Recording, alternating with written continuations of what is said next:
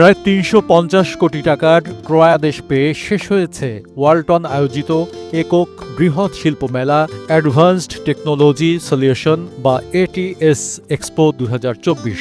শনিবার রাতে রাজধানীর বসুন্ধরা আন্তর্জাতিক কনভেনশন সিটি হল ৩-এ আয়োজিত এটিএস এক্সপো ২০২৪-এর সমাপনী অনুষ্ঠানে আয়োজক প্রতিষ্ঠান ওয়ালটন এই তথ্য জানায়।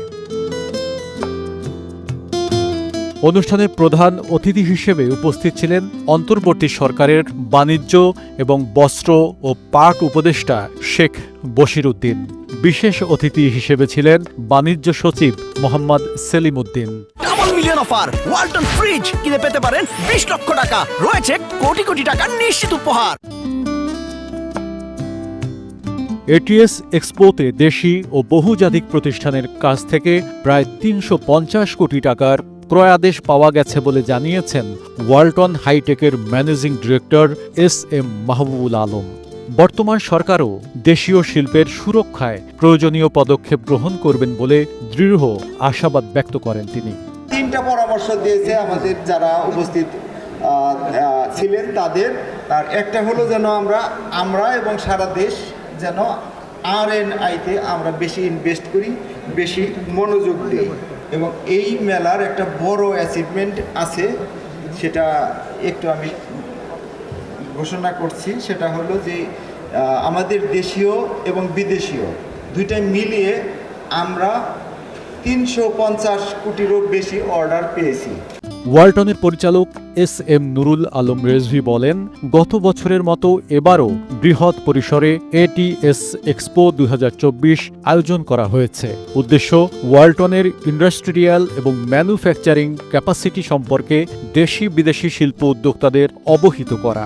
এবারের এক্সপোতে এই উদ্দেশ্য পুরোপুরি সফল হয়েছে। এবারে এটিএস এক্সপোতে এই উদ্দেশ্য পুরোপুরি সফল হবে বলে আশা করি। আমাদের এই শিল্প মেলা আয়োজক থেকে শুরু করে যারা এসেছেন, ভিজিট করেছেন এবং বিভিন্ন পরামর্শ দিয়েছেন, তাদের সবাইকে ধন্যবাদ জানাই। আপনারা সব সময় আমাদের পাশে ছিলেন, আশা করি ভবিষ্যতে আমাদের পাশে থাকবেন। সবাইকে ধন্যবাদ।